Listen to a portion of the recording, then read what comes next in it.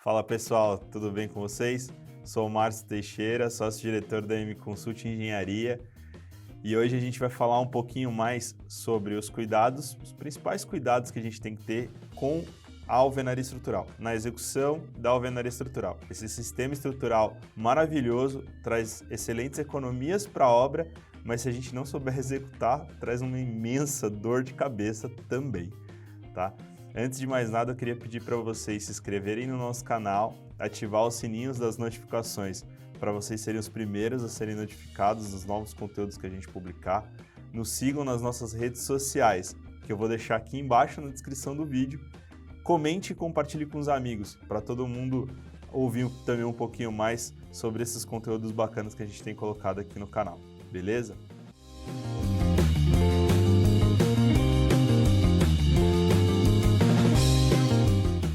O primeiro ponto é a validação dos materiais a serem empregados na obra de alvenaria estrutural.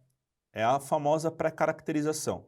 Todo mundo que já fez uma alvenaria estrutural, já teve alguma proximidade, algum amigo que fez uma obra em alvenaria estrutural, já deve ter ouvido esse termo, pré-caracterização. Significa o quê?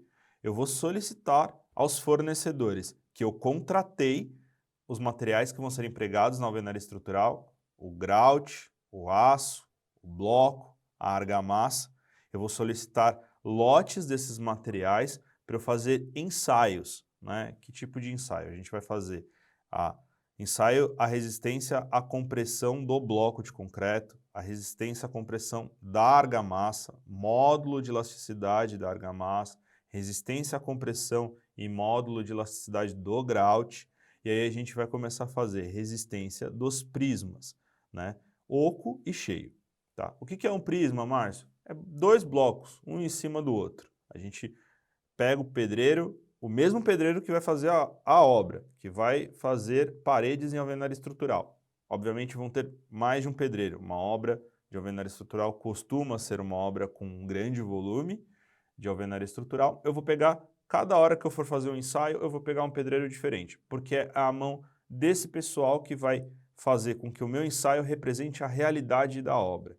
Ele vai colocar um bloco em cima do outro. O prisma oco é só o bloco mesmo, com o cordãozinho de argamassa de 1 centímetro de espessura.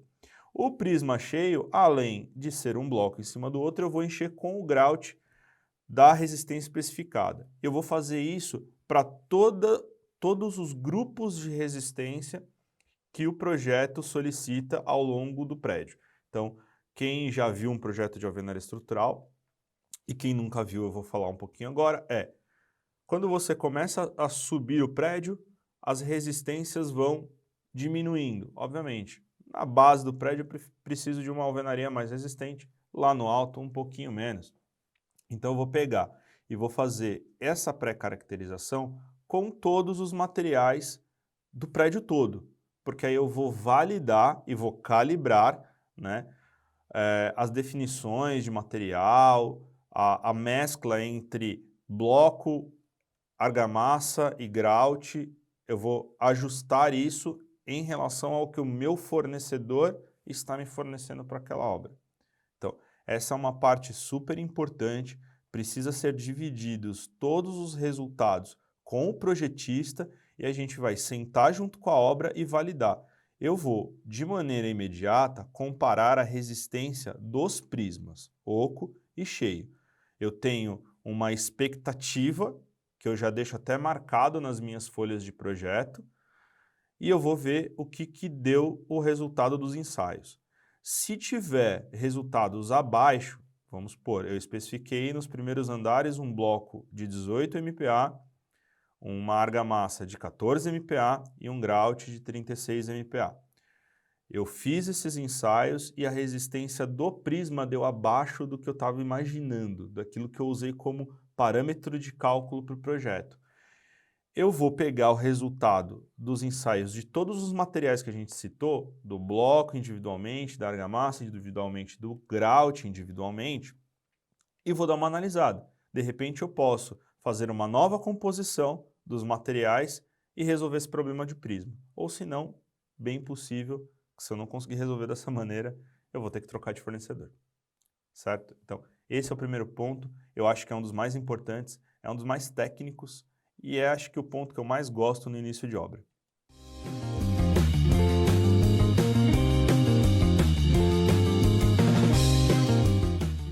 Segundo ponto importante é a atenção com a modulação da alvenaria estrutural. O que é isso, Márcio? Que treco é esse, modulação? O que significa isso? Bom, num prédio de estrutura convencional, a gente monta as formas, concreta e tudo vira uma coisa só. Vira um monólito ali, né? Em pilar, viga, laje, fica tudo junto, a gente não sabe mais a divisão do que é o quê, né? Num prédio de alvenaria estrutural, o que você faz é colocar um bloquinho do lado do outro, um bloquinho em cima do outro, e assim você vai montando as paredes. Então, a alvenaria estrutural, ela tem um apelo de ser mais racional e, portanto, ser mais econômica, desde que a gente se atenha a essa modulação. Então, nós como projetistas, vamos desenhar a parede, então eu vou colocar uma elevação da parede e descrever ali cada pecinha onde que ela vai ter que estar, para o pedreiro ir lá e seguir exatamente o que está lá. Se ele mudar esta ordem das pecinhas, muito provavelmente ele vai ter que incorrer em alguns cortes de bloco, o que na alvenaria estrutural é terminantemente proibido. Se vocês estiverem executando uma alvenaria estrutural e ver alguém cortando o bloco, manda parar na hora. Não pode, tá? E o que a gente pode acabar incorrendo também, que é um erro grave e pode prejudicar a resistência dos painéis, é que porventura você tem lá, o bloco normalmente é um retângulo, né? E ele tem 2 furos ali. Então a gente diz que ele tem um septo, né, que divide esses 2 blocos.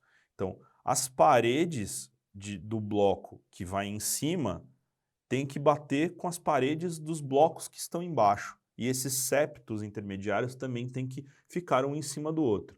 Esta é a mágica por trás da resistência da alvenaria estrutural. Se eu, porventura, mudar alguma modulação e eu fizer com que essas paredes não coincidam mais umas com as outras, eu vou prejudicar a resistência da minha parede. Eu corro um risco sério na resistência do meu prédio como um todo.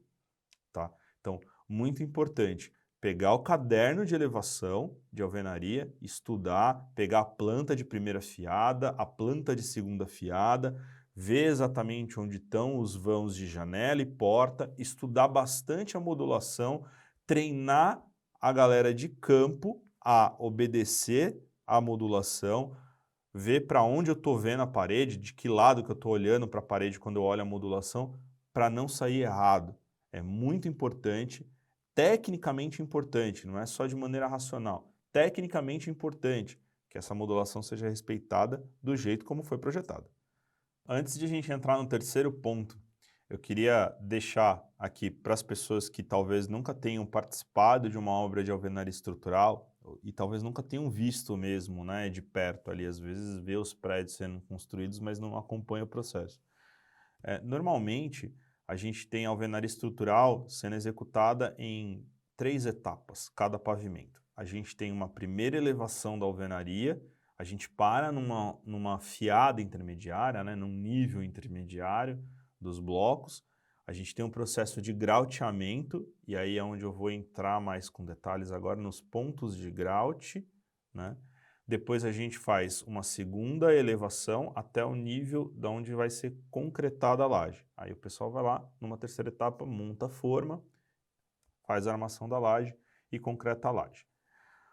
Por que eu quis dizer um pouco disso, né? Falar um pouco disso para a gente, todo mundo ficar aí na mesma página e entender o que a gente está falando.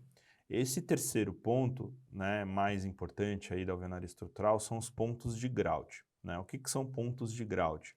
Os pontos de grout são locais, né, naqueles furos daquelas alvenarias que, como eu falei, as paredes dos blocos têm que coincidir e o septo dos blocos tem que coincidir.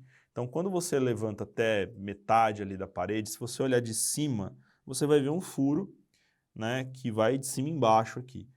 Em alguns desses furos, o projeto especifica o preenchimento com grout. O grout nada mais é que um concreto superfluido, tá? E ele tem que ser superfluido porque a gente não tem condição de colocar um vibrador e também porque o espaço é muito confinado. Então, a gente precisa garantir que esse negócio fique bem preenchido e por isso que a gente usa o grout.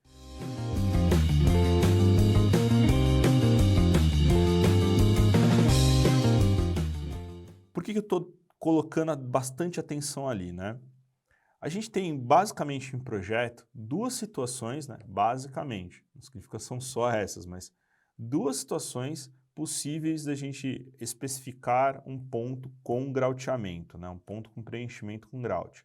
Uma, na análise estrutural, pode ter aparecido tensões de tração significativas em algum ponto da parede, tá?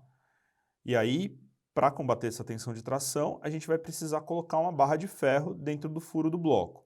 Obviamente, se a gente vai ter uma barra de ferro, a gente vai precisar da aderência, a gente vai precisar do grout ali preenchendo esse furo com essa barra de ferro.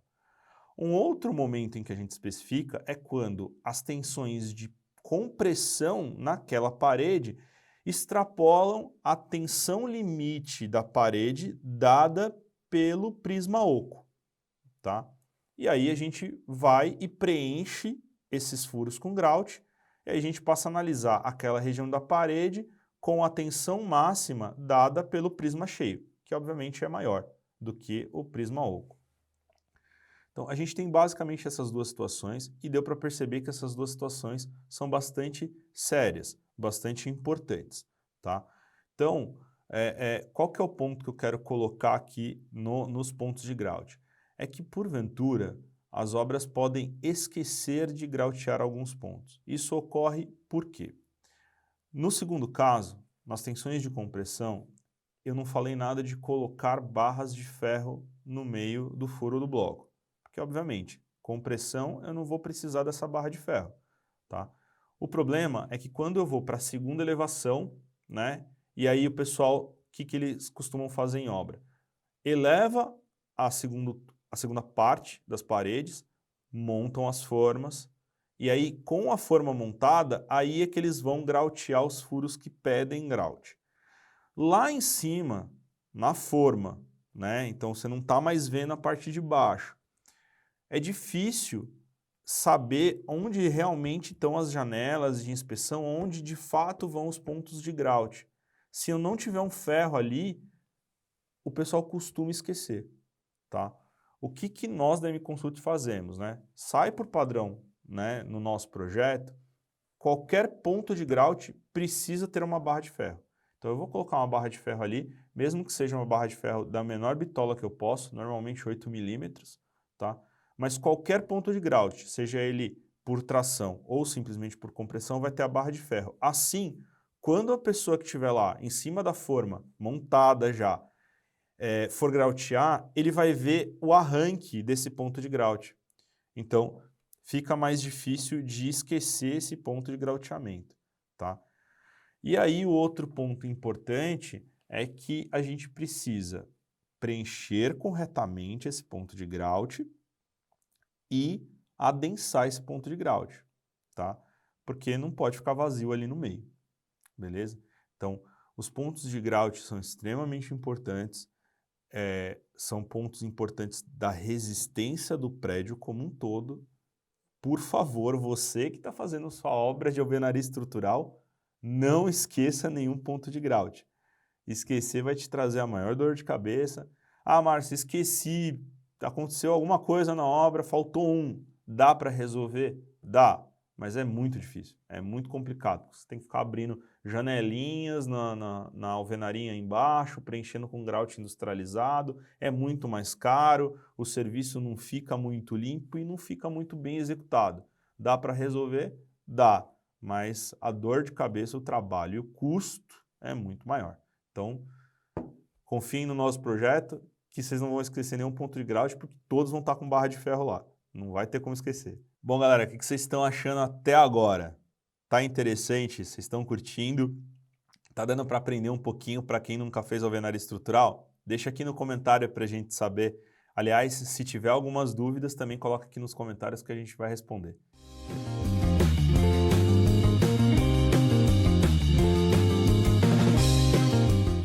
Bom, vamos para o quarto ponto, tá? O quarto ponto é como a gente falou dos pontos grout serem muito importantes, eu preciso fazer a correta preparação dessa região onde eu vou ter que verter o grout ali dentro, tá? Então, o que acontece? Bom, quando todo mundo que já passou dentro de uma obra, já fez uma obra, foi engenheiro de obra, é técnico de edificações, mestre de obras, qualquer pessoa já acompanhou a elevação de alvenaria de uma parede, né? Então, você coloca o cordão de massa ali, quando você coloca o bloco, o cordão de massa é ligeiramente expulso para fora.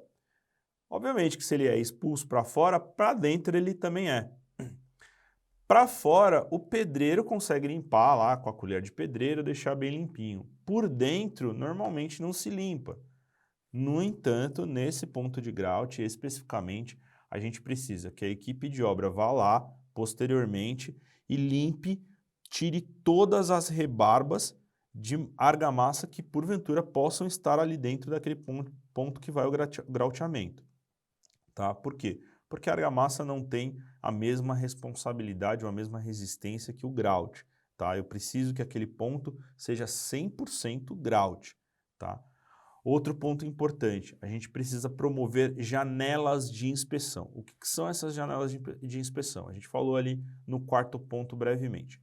Eu preciso, na base do primeiro bloco de cada uma das elevações, então, o bloco de marcação da primeira fiada, no caso da primeira elevação, e o bloco que vai iniciar a segunda elevação, ele precisa ser feito um recorte que forme uma janelinha, né, nesse ponto de grout, que eu seja capaz de olhar por baixo e verificar lá dentro daquela janela se está devidamente limpo, né, se eu não tenho nenhum detrito, tá?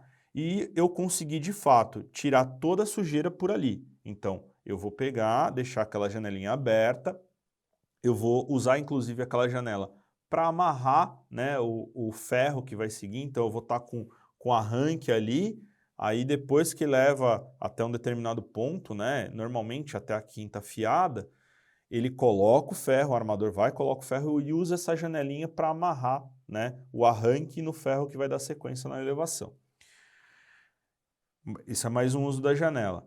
E aí eu vou pegar, tirar toda a sujeira por ali, vou lavar esse ponto de grout com água mesmo, eu vou jogar água ali dentro, vou lavar esse ponto de grout e aí posteriormente eu vou fechar esse ponto de grout, essa janela de inspeção, né, desse ponto de grout, com uma madeira ou com algum outro tipo de fechamento. E aí a obra é muito criativa, né? Eu já vi, obviamente, madeira, que o pessoal usa recorte de forma que foi usada ali, porventura em obra que tem transição, né, entre estrutura de concreto e alvenaria estrutural, usa forma que ia ser jogada fora para essas janelas. A gente vê chapa de zinco, a gente vê até outro bloco, a pessoa encosta outro bloco ali, dá um jeito de escorar, então obra é criativa pra caramba. O importante é que você tenha que fechar aquilo, porque senão o grout vai verter por ali, né? Então fecha devidamente e aí cada construtora tem o seu processo construtivo. O importante é que a gente tenha o ponto de grauteamento íntegro depois. Tá? E, obviamente, não esquecer de colocar a barra de ferro, não esquecer de lavar e, na hora do grauteamento, fazer o correto adensamento. Então, normalmente a gente orienta a usar barra de ferro com um diâmetro um pouquinho maior, meia polegada, né, ou 12,5 milímetros, 16 milímetros, para usar como uma espécie de socador, um adensador, né, do grout. Então, verte um pouco, adensa, verte mais um pouco, adensa, normalmente em 3 camadas para isso ficar bem adensado. Beleza, galera? Então, de novo, tendo dúvidas, comenta aqui embaixo que a gente vai responder tudo para vocês, tá?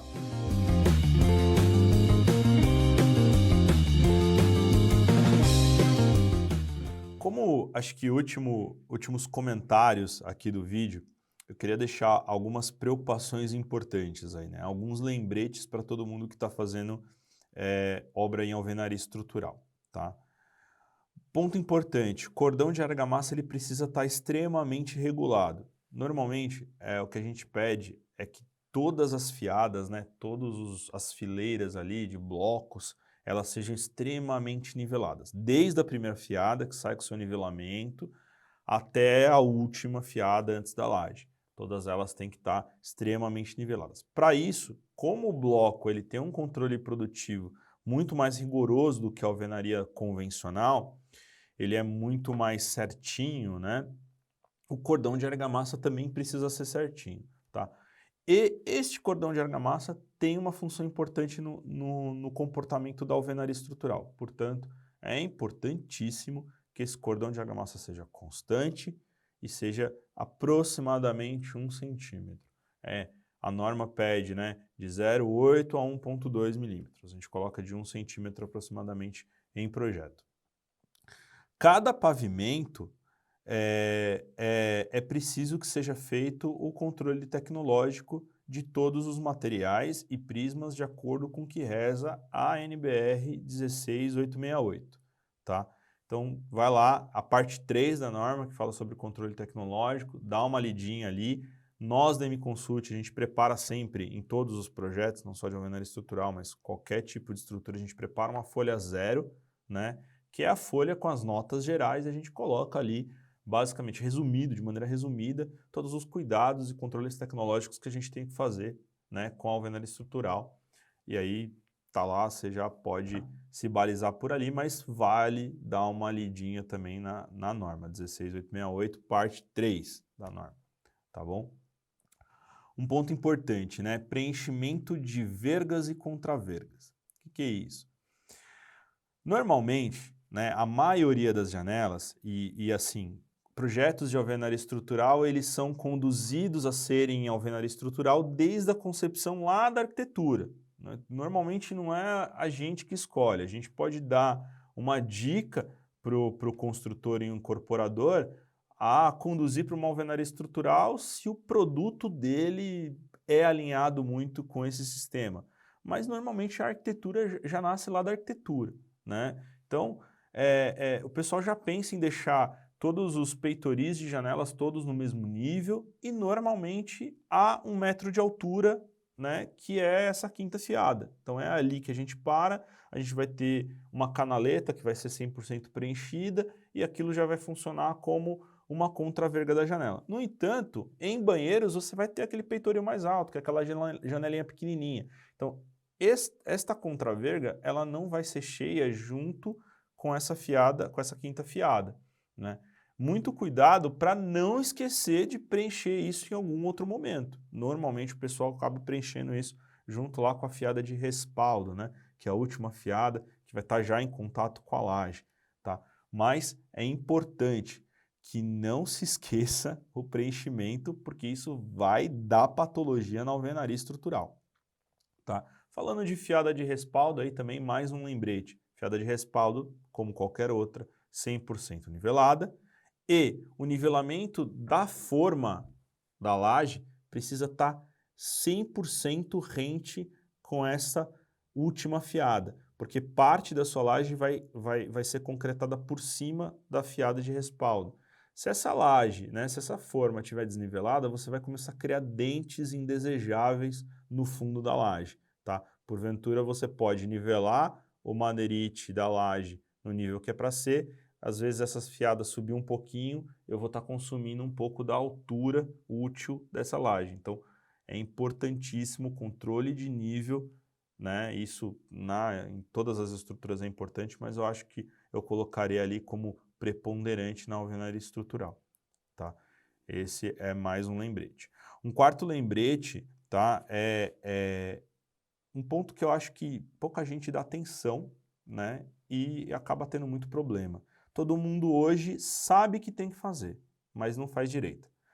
É a dessolidarização da última laje. Então, eu estou fazendo todas as minhas lajes lá, vou chegar na última laje, que é a cobertura do último apartamento, tá?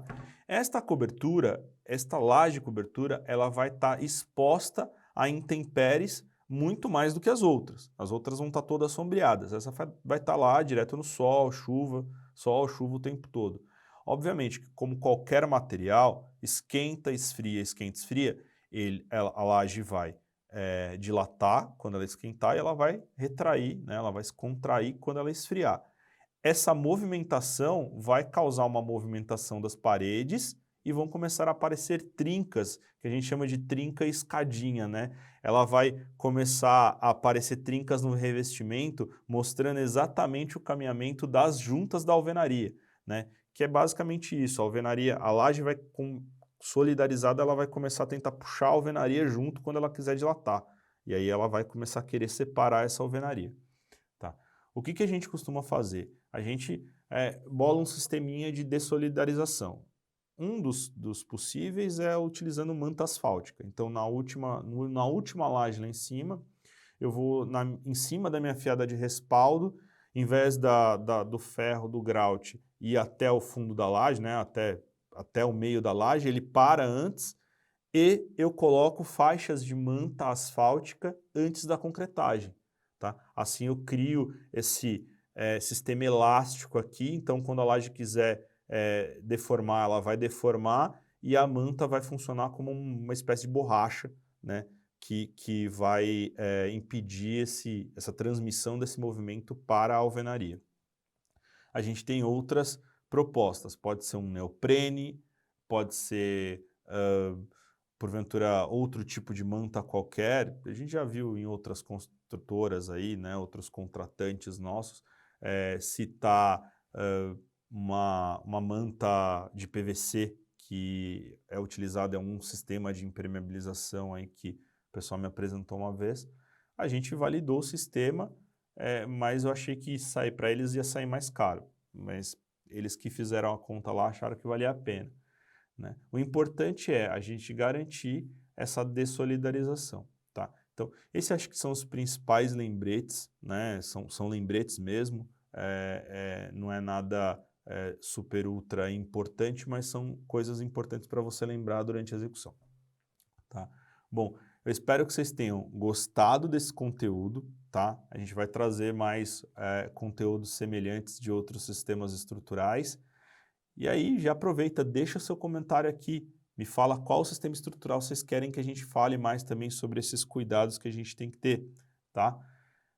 Obrigado por assistir até aqui, se inscreva no nosso canal, ative o sininho das notificações, nos siga em todas as redes sociais que vão estar aqui na descrição desse vídeo, curta o vídeo, comente e compartilhe com todos os seus amigos. Um abraço!